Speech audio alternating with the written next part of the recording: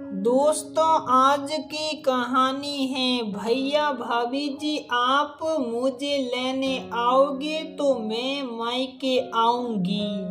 दोस्तों, कहानी शुरू करने से पहले अगर आपने हमारे चैनल को सब्सक्राइब नहीं किया है तो सब्सक्राइब कर लीजिए ताकि आपके पास पहुंचे हर नया वीडियो।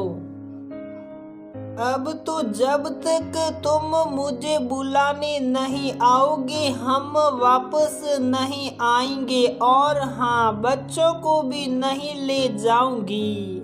रीना ने सिसकते हुए कहा, मैं भी बुलाने नहीं आऊंगा, ये मेरी भी शर्त है। जाती हो तो जाओ, और हाँ, बच्चों को मैं ले जाने भी नहीं दूंगा। प्रदीप ने भी आक्रोशित होकर कहा, मैंने निर्णय कर लिया है। जब तुम हमेशा यही ताना देते रहते हो कि मुझे तुम्हारी कोई जरूरत नहीं, तुमसे मेरा दिल उब गया, तो रुक कर भी क्या करूंगी। हाँ, बिल्कुल भी ना रुको।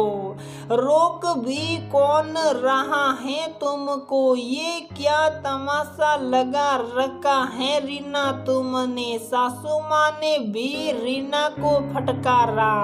आप भी सब कुछ जानते बूझते हुए भी मुझको ही दोष दे रही हैं। दोष क्या, स्त्रियों को तो पुरुष के आगे दबना ही पड़ता है। बेमतलब की जबान लड़ा रही हो प्रदीप से। सासू माँ बहुत दिन सह लिया, लेकिन अब नहीं। और वैसे भी वो जमाना गया जब पुरुष महिलाओं पर हावी रहते थे।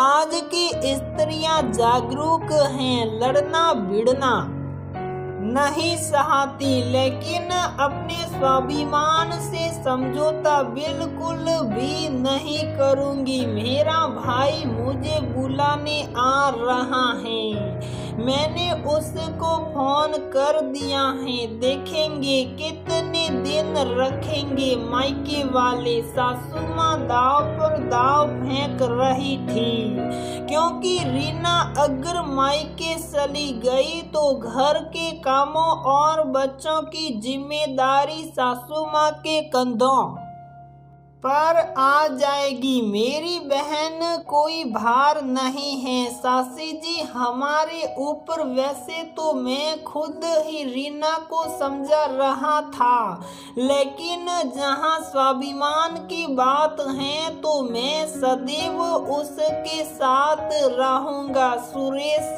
रीना का भाई, ने घर के अंदर प्रवेश करते हुए बोला, अब तुम भी अपनी बहन का पक्ष लेने लगे। प्रदीप तमक कर बोला, जीजा जी, मेरी बहन पढ़ी लिखी होशियार है, लेकिन फिर भी कभी किसी तरह के काम से मुंह नहीं मोड़ा। हर प्रकार से आप लोगों की सेवा की, लेकिन फिर भी पता नहीं आप लोगों को क्या शिकायत है। उससे शिकायत का क्या, जब देखो तब बहस करने के लिए तैयार रहती हैं। ऐसे बिना वजह कोई बहस नहीं करता। अभी 1 महीने पहले आप बीमार पड़े थे, हर तरह से आपकी तीमारदारी की, लेकिन आपको तो उसका कोई एहसान नहीं, उल्टे उस पर झूठे आरोप प्रत्यारोप कर रहे हैं। जब से रीना इस घर में ब्याह कर इस घर में आई, सासू माँ ने तुरंत ही सारे कामों से पल्ला झाड़ लिया। अभी छोटी सी उम्र, 4-5 लोगों की जिम्मेदारी, लेकिन फिर भी मुंह से उफ तक ना की।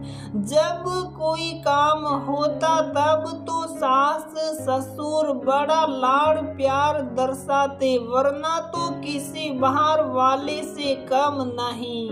पति भी मतलब पर स्थिति काम के समय रीना रीना, वरना हर बात में झिड़कते ही रहते।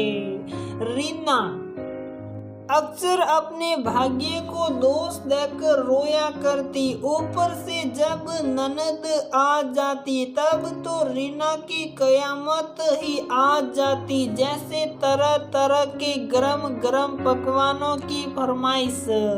दो बड़े बड़े बच्चे, लेकिन किसी प्रकार की कोई भी सहायता नहीं करवाता। अपने भी रीना के 2 बच्चे, पूरा परिवार एक साथ बैठकर सटकारे लगा लगा कर खाता पीता रहता, और रीना को किसी की सूद बूद भी ना रहती। हालांकि रीना की बेटियां कहती, जब देखते कि सारा खाना पीना समाप्त हुआ जा रहा है, कि मम्मी ने अभी नहीं कुछ खाया, मम्मी से कह दो अपने लिए और बना ले। सासू माँ की आवाज सुनाई पड़ती। आंसुओं को चुप साप पीकर फिर दूसरे काम में जुट जाती। अब अपने अकेले के लिए कौन बनाए। अक्सर काम वाली भी छुट्टी पर बैठ जाती, वो भी अकेले। रीना की ही जिम्मेदारी उब सी होने लगी। उसको समझौता करते करते सासू माँ अक्सर प्रदीप के कानों में खुसुर फुसुर करती रहती। उस समय और भी स्थिति बिगड़ जाती। आखिर कब तक कोई बर्दाश्त करे। कभी कभी सहनशीलता का बांध टूट ही जाता, तब उसको बहस का नाम दिया जाता। इसी तरह जिंदगी कट रही थी, लेकिन पता नहीं 2-4 दिनों से प्रदीप कुछ ज्यादा ही बात बात पर तानाकसी करने लगा।